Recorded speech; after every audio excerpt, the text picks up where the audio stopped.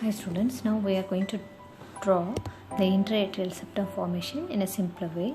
First we should draw the primitive atrium. So I will draw the primitive atrium. Okay, and the outline, this is primitive atrium, and then down I will be drawing the primitive ventricle, right? And then in the middle I will be drawing the endocardial cushion. This is called endocardial cushion. Next one is the septum primum formation. It is a muscular wall which is coming from the roof, and it will not be attached with the endocardial cushion, and there will be a opening present here that is called as ostium primum. And then second, what happens when there is something called as mesenchymal cap is present in the septum, and this mesenchymal cap, it prolongs, extends, and then it fuses with the endocardial cushion, and this area is formed as a valve of foramen ovale. Okay, now it is fused. At the same time, if this area is fused, there is another one opening present here because of the apoptosis or programmed cell death. So this entire area will be opened. So there is a foramen here that is called as ostium secundum.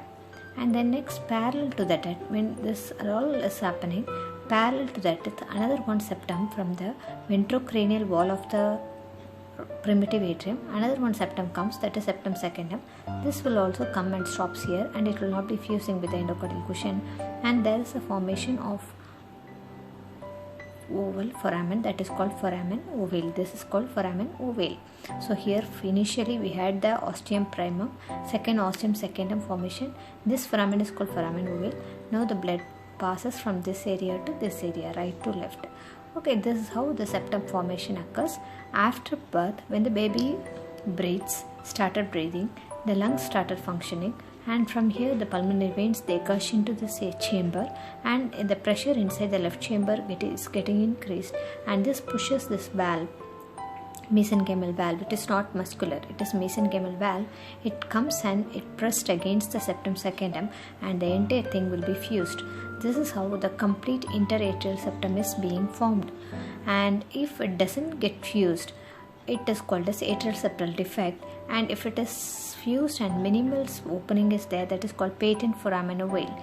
And here, when it is fused, this valve will become the floor of the fossa ovalis, and this area, septum secundum, this part will become the roof of the fossa ovalis. It means the limbus of the fossa ovalis. This entire area is called as fossa ovalis after fusion. So anatomically, immediately after birth, it closes. But functionally, anatomically, it will take another 3 months for getting completely closed. This is about the MCQ about the interatrial septum. And then ventricular septum is different. Say atrial septum, the muscular septum arises from the roof, but here the muscular septum arises from the floor. So this is called muscular part of the interventricular septum, and this area is opened. So through that only blood is getting shunted between the right side and the left side. And now what happens? Here you will be having bulbar ridges, right and left bulbar ridges, and the endocardial cushion. All these three, they together join and fuse and closes this area. This is called membranous portion of the interventricular septum. So this is membranous portion of the interventricular septum. This is muscular portion of the interventricular septum. So these two, they fuses. So this arises from the floor, this arises from the bulbar part, bulbar ridges and endocardial cushion. So this is how the entire interventricular and interatrial septum is being formed. So interventricular septum, if it doesn't fuse, that is called interventricular foramen defects, ventricular defects. Okay, so this occurs in a syndrome called a Tetralogy of Fallot. Okay, so there are 4 components in the Tetralogy of Fallot. Number 1, here you will be having the aorta, and here you will be having the pulmonary veins. Okay, right side.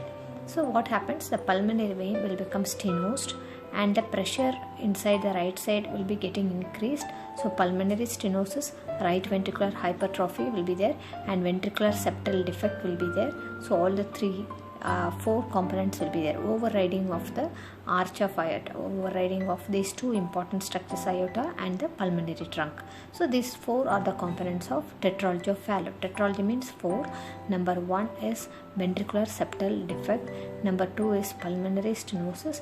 Number 3 is right ventricular hypertrophy.